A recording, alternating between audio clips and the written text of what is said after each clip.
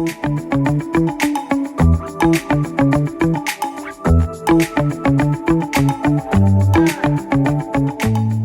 Agustina. Yes, Ah, fantastic. Fantastic. How are you doing? Just finished the work? fine. Everything fine. No, that's great. I'm pretty excited. I really like the work that you've done. I actually got 2 days ago again work as well. Oh, great. So I you have the chance to go through it all, but I to read a bit of it. Anyway, uh, I really appreciate that you accept my invitation. Can I give you a little bit of background of this podcast, just to have an idea how the idea started? So the title of the podcast is Slash, which come from a big slashers. Slashers are individual who are, let's say, yourself, an activist slash author slash publisher slash a businessman. Okay. So somebody who has multiple sorts of careers, but in a way also multiple interests.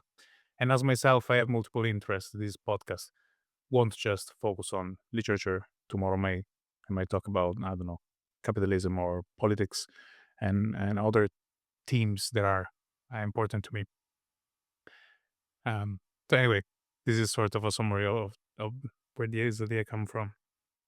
Great. Uh, so whenever you're ready, we can absolutely kick off. Yeah. Usually the way I envision the podcast is about the person. So this podcast is about Agustina Bazterrica as a Okay. human, as a person, You do? and because I do believe that the person you are sort of shapes whatever work you're gonna do in your life. So Of course. in a way, I'm curious about how did you grow up and how the world shaped you as a person in a way.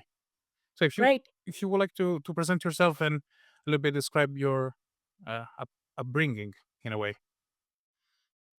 Okay. My name is Agustina Maria Bazterrica is the full name. I was born in Buenos Aires, the city of Buenos Aires in Argentina. I live in Buenos Aires. I still live here and I love my city and my country. And I can tell you that I finished a new novel recently. Well, recently, I finished it at the end of January, and now I'm working the novel with my editor. And I'm telling you this because it's a love letter to Argentina and to Buenos Aires. So I was born in a really how can you say it, privileged situation.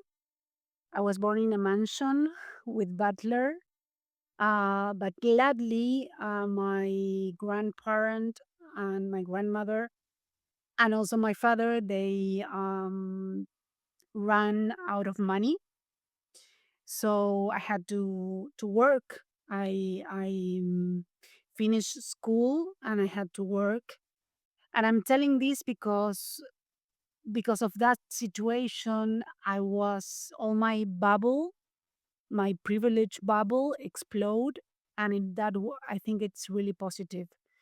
um and I studied, I worked a lot of years in the Colón Theater. The Colón Theater is one of the most important theaters in Latin America, where um they represent opera, ballet, and concerts, and it's one of the biggest theaters. And I was there working for a lot of years doing tour guides in English and Spanish. And there I fell in love with opera.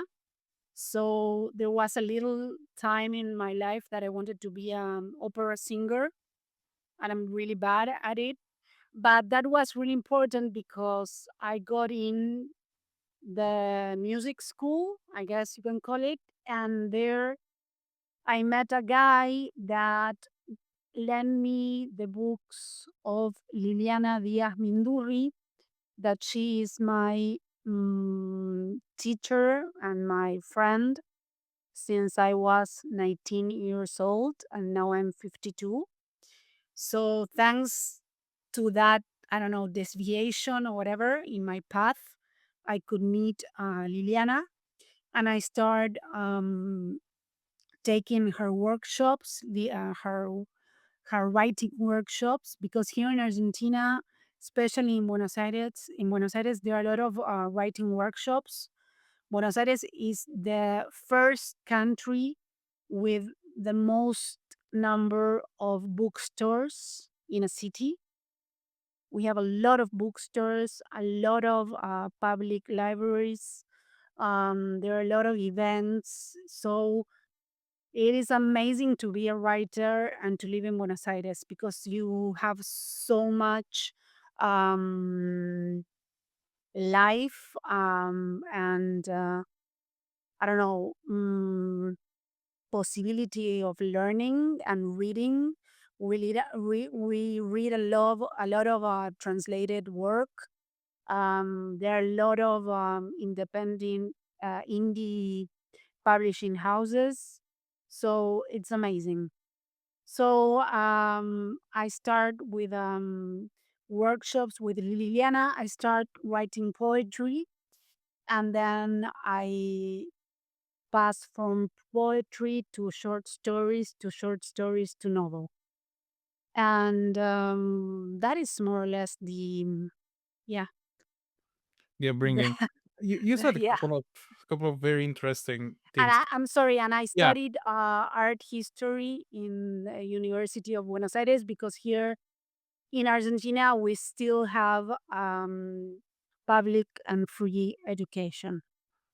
we do it as well in Italy. I'm from Italy myself, but I live here in Dublin. Dublin don't have Oh, free education as much as Italy does, but they do subsidize heavily. So I had the chance to study as well. You said a couple of very interesting things.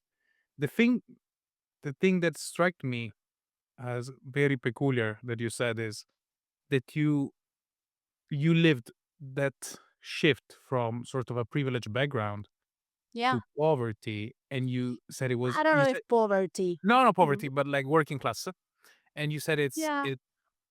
you said luckily, like it was Yes. a gift to you in a way. Of course, it is a gift. Because the thing here is that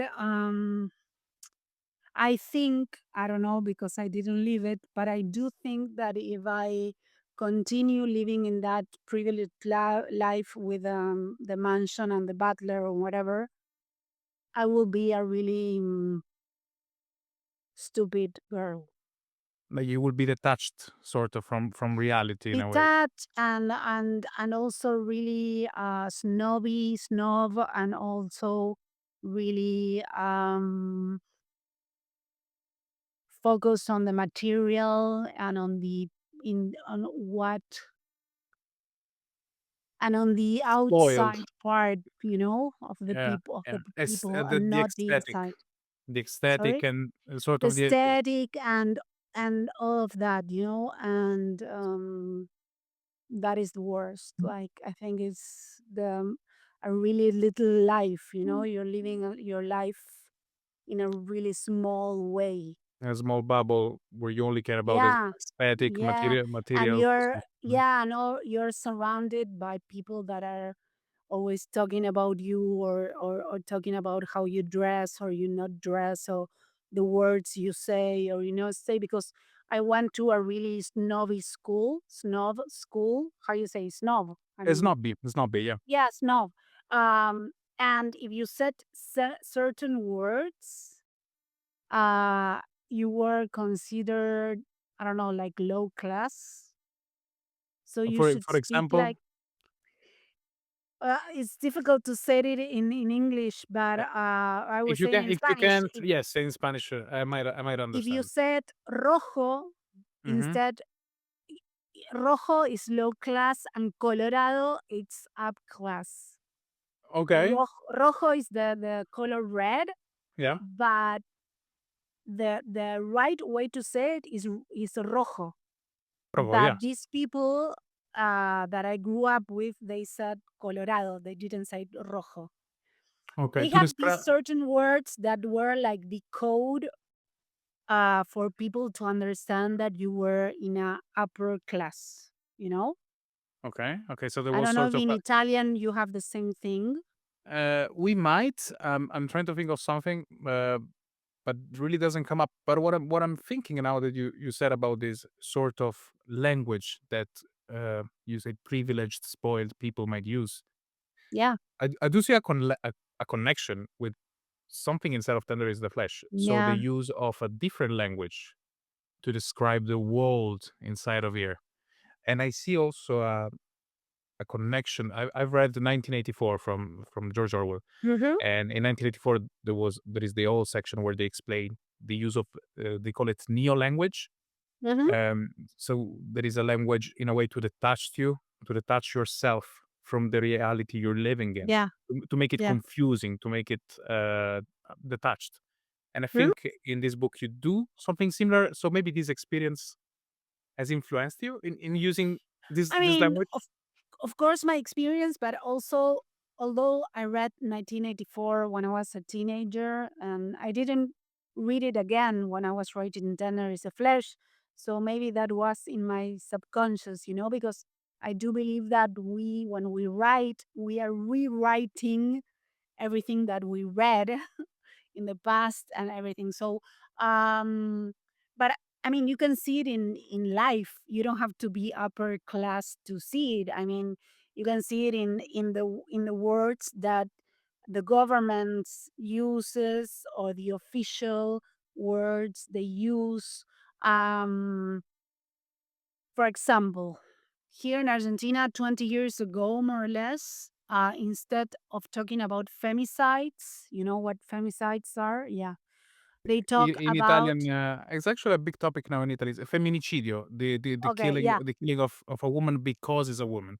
yeah, because Yeah. of gender violence. Yes. Yes. So 20 years ago, they used the words passionate crime. And if you think about it, it's Same in Italy. terrible because you're justifying the killer, because the killer killed her because he loved her too much. He was really passionate about It's it. yeah, it's almost romanticizing it. Yeah, of course. So there you have the power of language. How when we start using femicides, even the law change, and Yeah, yeah. and you know, and of course now with the government of Milei, the president, they want to go back to crime of passion, or they don't want to use femicide. Mm.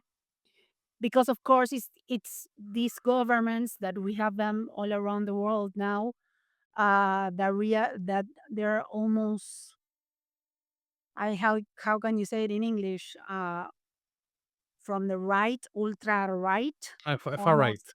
Far Yeah, right. far right. So of course the first things that they want to do is to take the rights of women, because the president of my country is absolutely against feminist, and we have all the fault of everything.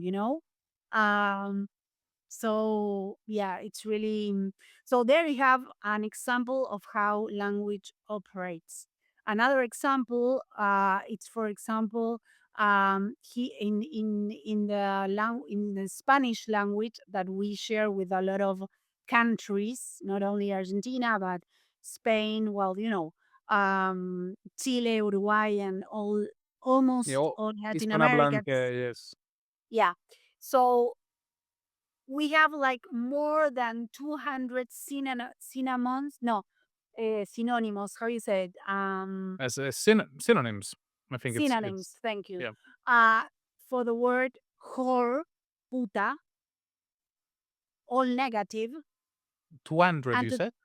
sorry, 200. more than 200. Wow. But to say the same for men, we have like one or two words. Yeah, yeah. So there you have also how language operates. There you have the language of the patriarchy. Why Yeah. we should call women 200 different ways to call her whore in a negative way, Yeah. because women, we are always judged. you're always been judged in this case for your sexuality and Of your course. promiscuity or whatever that might be. We're in a similar situation, I feel, because in Italy we have Giorgia Meloni. I don't know if you heard about her, and Yeah, of it's course. in a similar situation. I have an Argentinian friend, and she always said that Argentinians are the Italians of South America in a way. Also, there is Yeah. a lot of descent, this descendencia. Yeah. Yeah, Yeah, a we lot of have a lot. Italians. Yeah, a lot of Yeah. Italians moved there. And we So have a lot of the food. You have the ice cream, the pasta, the pizza, and also the way we talk. It has a lot to do with the way you talk. it's been And exported. sorry. It's been exported in a way over to Yeah, Argentina. because of course we have in Argentina, how you call them, the native people that were here Mhm. before uh, the conquest. Uh, Yeah. it wasn't discovery because Yeah, when they say America was, discovery, it was discovered by from our perspective, but there yeah, were but there were people living there already, of it was course. a genocide. You know, It was. It was. it wasn't a discovery, but of course we have a lot of original. You can call them. Uh, Indigenous people, indigenous yeah, of the yeah. land. Yeah. But a lot of people in Argentina, they came in immigration, in different immigrations. So, for example, in my case, I have my from the part of my father, it's Spain. Bazterrica is Vasco, is from Spain, and Bazterrica, my yeah. mother is from England because her last name is Jones. Alright, alright. So actually, I mean, yeah, my, how you call them, descendants, Your descendants, yes. yeah, are from Europe. Spain and England. Yeah, I mean, the world is all complicated. Even myself, I'm Italian, but my surname is of Arabic descendants. No. It comes my surname is Raskella, as you see. Yeah. I don't know here or here. I don't know. Yeah. And it comes with an accent at the end. And Yes. originally it was Rizq Allah, which means Mm. fortune from God, Oh wow. and it comes from North Africa. So yeah, you see, the world is all Well, this we all influence. actually descend from someone We in do, Africa. we do. So This is something I really struggle when I moved here. One of the first thing when growing up in Italy, one of the first thing my teacher told me was, "Rem- guys, just so you know, race, la razza, doesn't exist. There is only raza umana, yeah, and all the other things, they at the best they are ethnic groups at yeah, best." yeah, But when I moved to Ireland, given that there is a lot of influence from Estados Unidos, United States, they imported a lot of this concept from there because here is an English speaking country. So unfortunately, they imported a lot from there, and I find out that I was white here. I didn't know I was white in the sense that I never in my family, in my culture, we never question race. I was playing with Ismaili and Zakaria that are from Morocco, and I never thought they were different from me. And yeah. somehow, because of this American influence, I found out here that I was When you talk that about American influence, you talk about United States. United America, yeah, Yeah, as a I United States never of call them America. I call them Estados U.S. Unidos, Estados Yeah, Unidos. U.S. United States or U.S. citizens, or because America Yes, is all the continent. we say in Italian statunitense. We don't Yeah, say American. but it's amazing when I was there in United States that they call American American. I was like, yeah, I'm an American Yeah, too. I yeah. live in Argentina. Is a continent. Is a continent. Yes. Yeah, I understand, and it's really shocking for me when I travel. Recently, I was in Italy, in Venezia and Torino, Hmm. and then I went to Panama, Costa Rica, Guatemala, and Ecuador in a tour like for a month. And it's pretty shocking when I'm in Latin America. In not here in Argentina, but in countries like Ecuador or Panama or whatever, they treat me like if I was a gringa, like it wasn't Mm. like from United States. They start Yes, talking to me in English, and I was like, no, I speak Spanish, like because my the way you look, the way you yeah, look. the way I look, it's like, yeah, you're not from here. Yeah, unfortunately, there is this sort of dissonance. They do care a lot about the way you look, your pigmentation. They love categories, and I think it's very sad because we should look forwards in a direction of unity. And I feel Yeah, like there is a lot of division going on at this moment in the United States of America in the and world, I in the guess, world. Yeah, because but I think it's mostly because they are exporting a lot of their perception of the world. yeah, More and more people are speaking English all over the world. In Italy, nobody spoke English up to 30 years ago. Now I see my oh, generation is start to learn the language, so they start to watch American TV series in English, podcast, yeah, their news. So I think they're importing much more than we used to. I gave you just an example of my family. My grandmother, she never learned to speak Italian. She was speaking Calabrian, which is my oh, language, up to the day she died. So wow. imagine going from your grandmother who doesn't even speak Italian. Then there are a few generations who learn Italian, and now finally, we have this generation who start to learn English. And I think it comes with good because you can have more information about the world, but it comes also with bad because some of the influence from the states is not the best. No, Um, of course, and I have a lot of negative things to say about the world in general because there is a writer, I think he's Italian, that he wrote this book. Let me um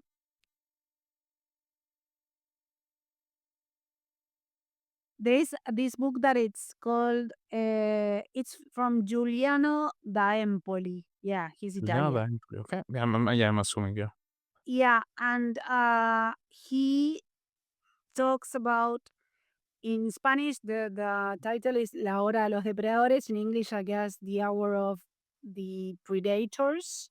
predators. And Yeah, he talks about Trump, Milei, Bukele, Putin, and all these government, these politicians, and how they prepared everything a long time ago uh, to look like a chaos, but okay. actually it's not chaotic.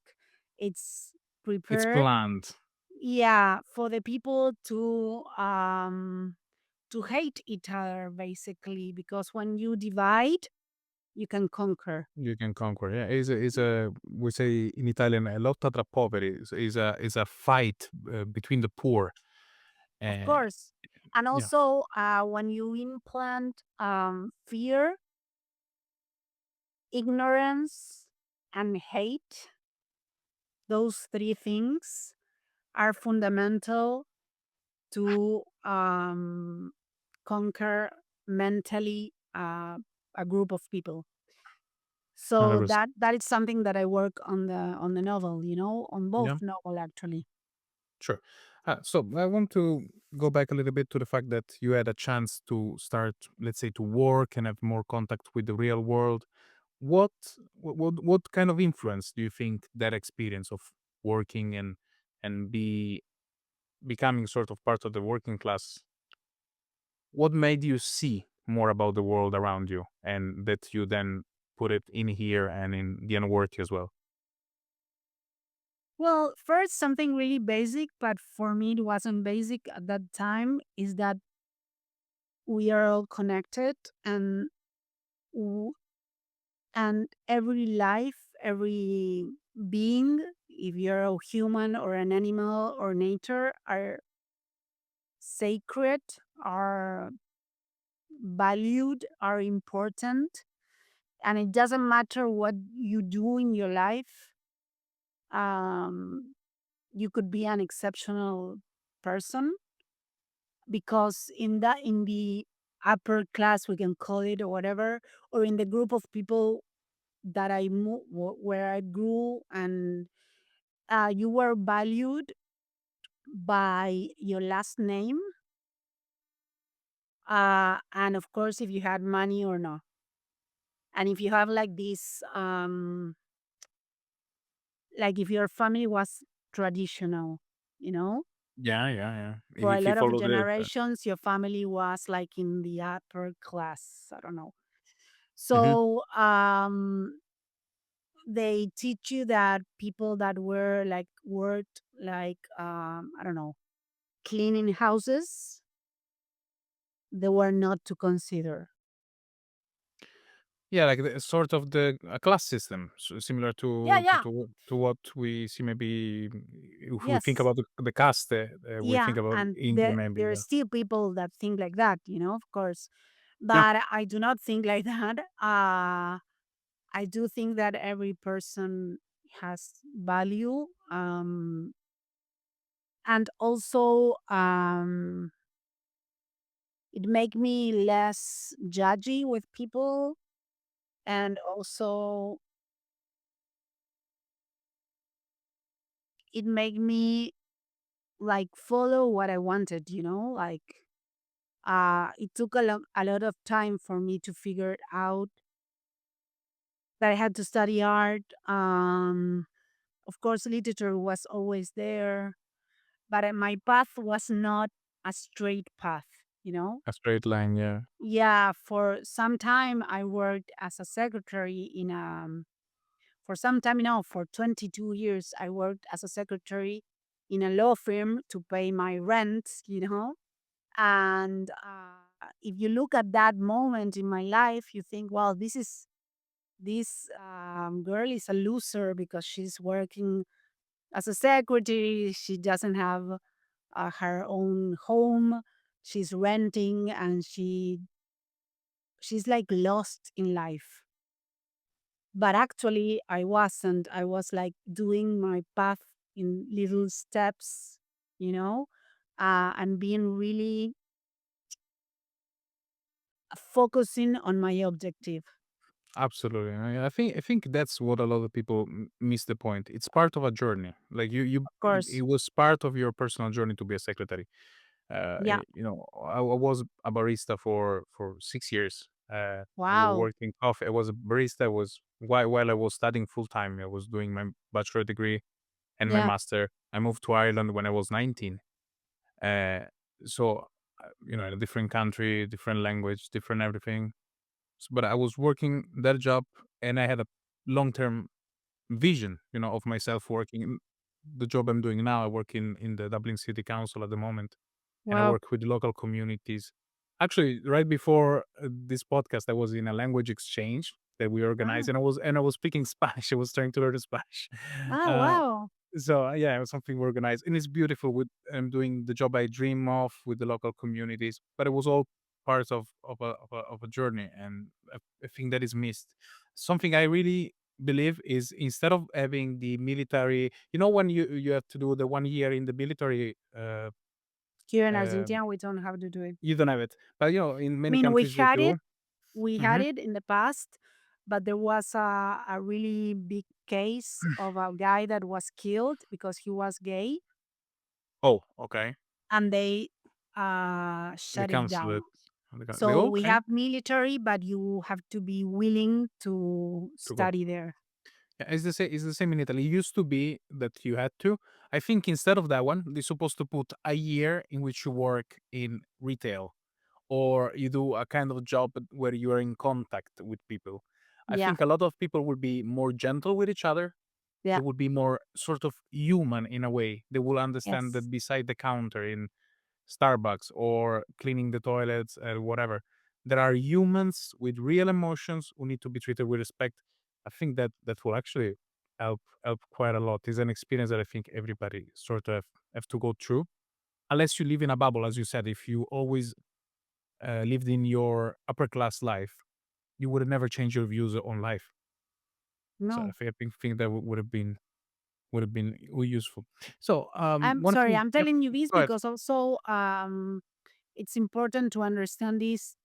when you read The Unworthy, because um I wrote the book because I went to a nun school here in Buenos Aires that was really snob, and we were all girls, the students. The professors were all women. We had the nun, all women, and only the priest, a man. So that is the structure of The Unworthy, That I'm And all, starting to see. I didn't reach, but I start to see the structure now. Yeah. well, yeah, and all that oppression that some readers feel when they read The Unworthy, this lack of sorority and of union of the women that are there in that monastery or whatever, is what I lived in the school, in the school. So that was also really important. See, although I really suffered in there, I had a really bad time. Um, it was important for my writing of The Unworthy. Do you think that that experience sort of shaped your idea of feminism in a way? Of Like course. yeah, Yeah. like I mean, yeah, sorry, when I was there at school, we didn't even talk about feminism. It was the 80s, and in the Catholic Church will never be in favor of feminism, because of course it's the Catholic Church is absolutely patriarchal. When did they have a pope that was a woman? Never. A never, yeah. woman, never. So we didn't even talk about, I mean, they educated you in that school. They educated girls to be good wives. That's all. So when I get out of there and I start studying art history in University of Buenos Aires, I start understanding how the Christian religion was made, where it started, and yeah, I understood a lot of things. And of course, I'm a feminist, but it was gradual. Yeah, Was you're like like, yeah, rather every year I read and I try to understand, and it's something that you have to study and to think about it every day. absolutely.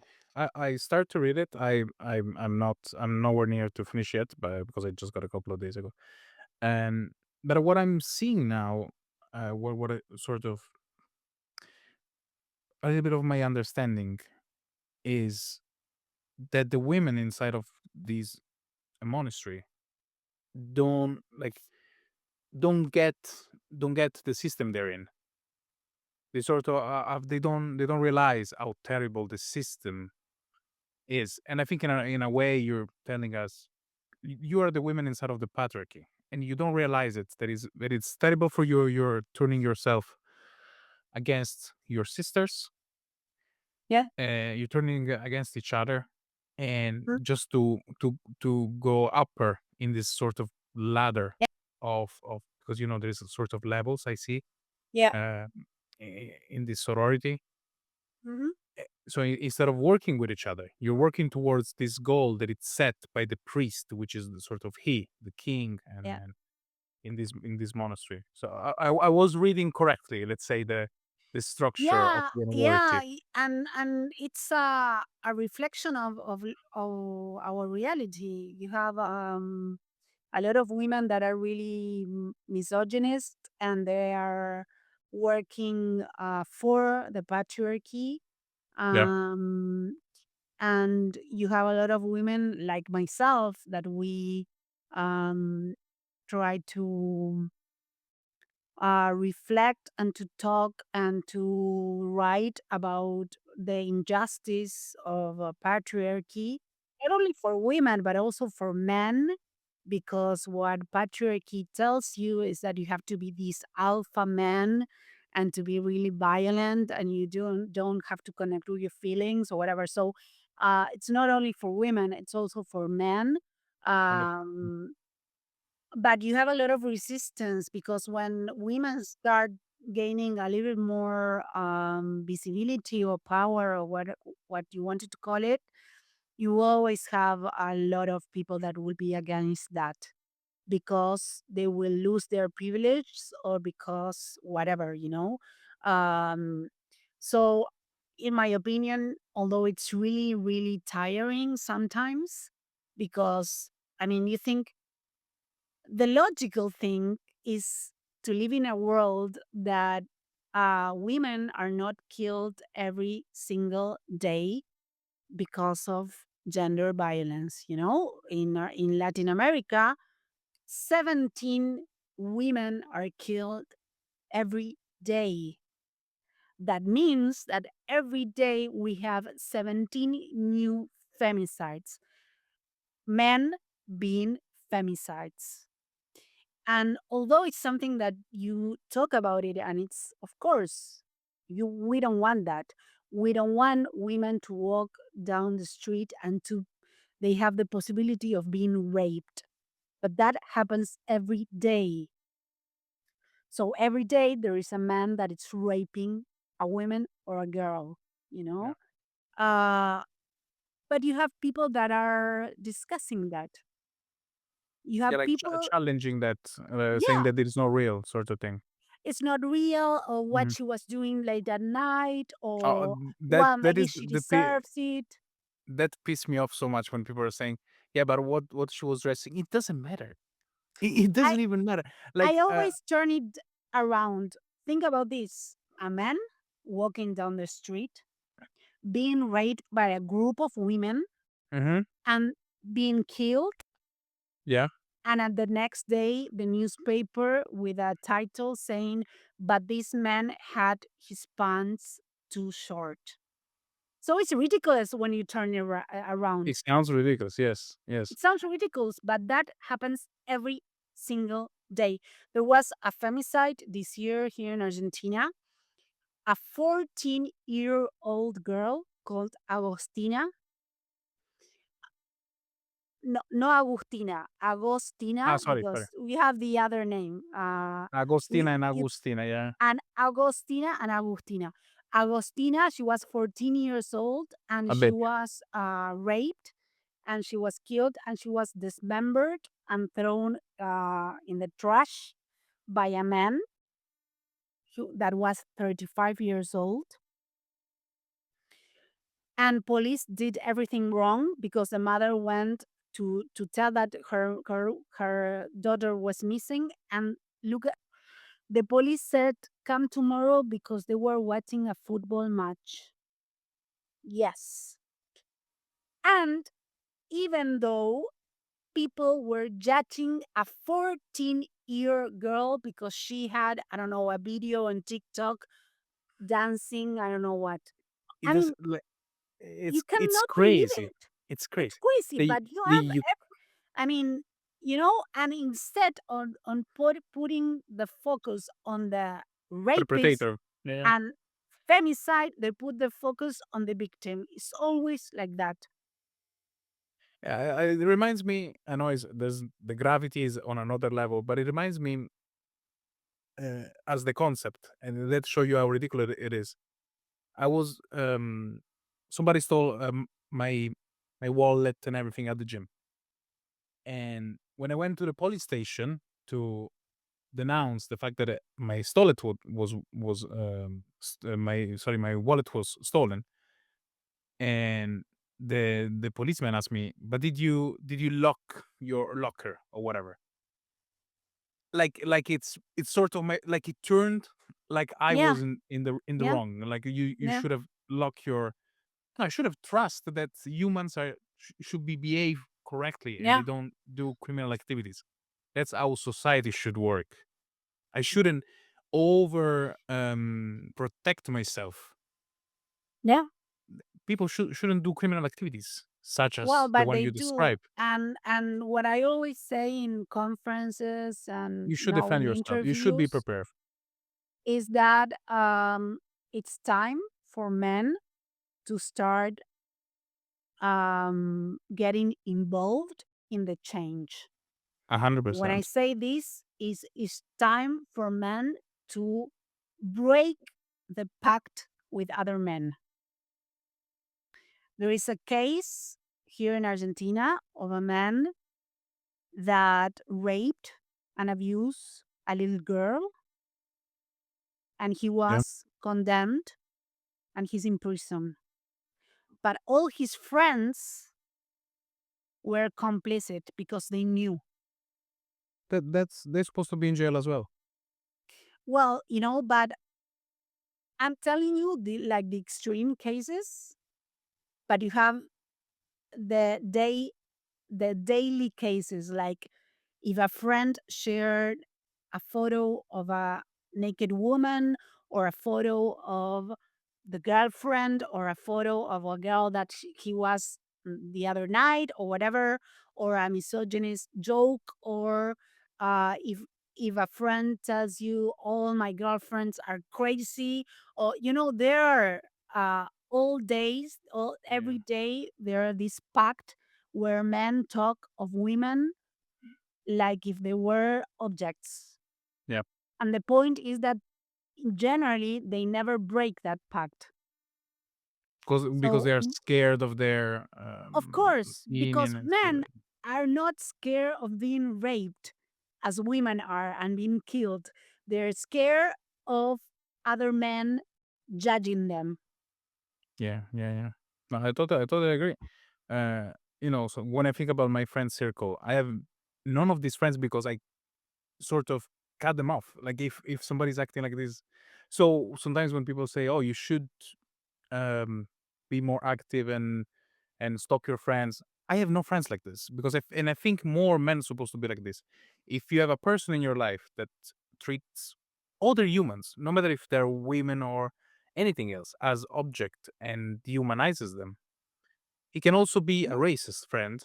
of course. I Then this agree. shouldn't be your friend. Of They should course. be looking at humanity as one, as my teacher was teaching me when I was a child. That race don't exist. That men Yeah. and women are the same. And in my family, I was very lucky for this, and I'm really thankful for the way my parents uh, grew me. Eh, Men and women were equal, and race didn't exist.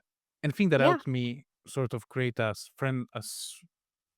circle of friends that sort of reflect the way how my parents grew, taught me.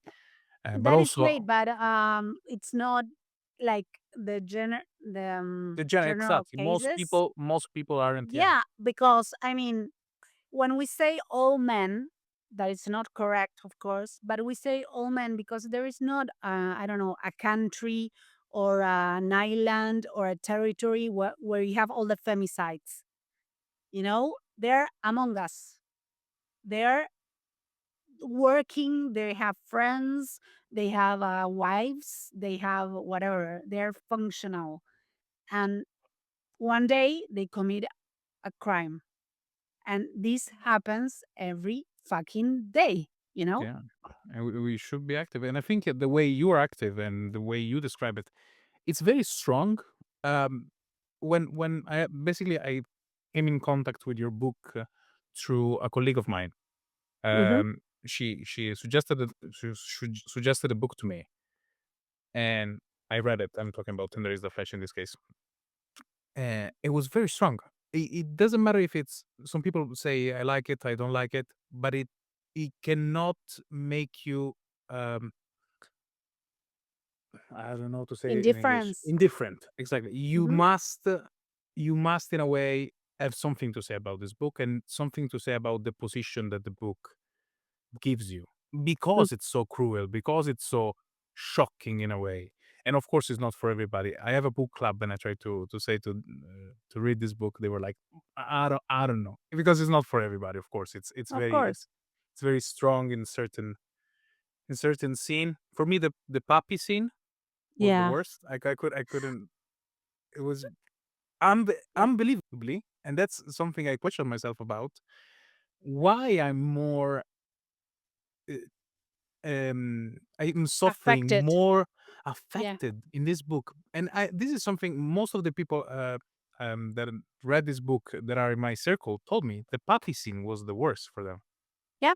and I don't understand why. We have full humans being slaughtered in this book, Yeah. and there is especially scenes at the beginning with pregnancy that the thing that these Hmm. are actually very tough as well. But the puppies, for some reason, did it shocked us so much. And I was trying to think about myself, maybe because you did a great job in dehumanizing those humans in this book. I think it was in a way, I'm giving you a compliment in this way. Sort of, you did a great job in making them non-human, as Yeah. the universe in this book will love to make you think. That for some reason I'm more attached to those puppies than to those heads, as you call them in the book, that are Because it's the in this same universe. in our reality, you know? Um, the world is divided like that. We are not all brothers and sisters as I think we should be because we are all humans, okay? We are not like that b- in the world, in the capitalism, in this system that it's really cruel. And when I say capitalism, is not that I'm complementing communism. I Yeah, think that you think we just should work on improving the system we live in rather yeah, than yeah, because it's not we yeah, have to go to communism. That yeah, it's also really it has a really dark part. But this sure. system is really dark, and what it just teaches you is that it's okay to be cruel. It's okay to discriminate. It's okay to think that other human are less worth, or other humans should be slaved. For example, all the women that at this moment when we are speaking are being raped in clandestine, how we call them, I don't know, whorehouse, Oh prostitute yeah, yeah. house, I don't know how we call them, Uh, sorry. in English, I have no idea. Yeah, Brothel. brothels, thank you. Yeah. In brothels that are not official brothels. Like clandestine. Yeah, So yeah. Like yeah, so those outlaws. Out. women were um taken from the street. They were taken. Some of them were, I don't know how you say it in English, were Mm. engañadas. How you say? Engañadas. I don't know as well in Let Spanish. me look for it. Engañadas, like they told them a lie, like they Yeah, deceive, they told her. they Yeah, deceive her. They deceive yeah, them. Yeah. yeah. A lot of them, because I heard a lot of interviews of women that were they could get out. A lot of them they cannot get out, and they're treated less than humans. They're treated like products, like you, Commodities. Yeah. yeah, have more rentability than the other one or whatever. And think about it.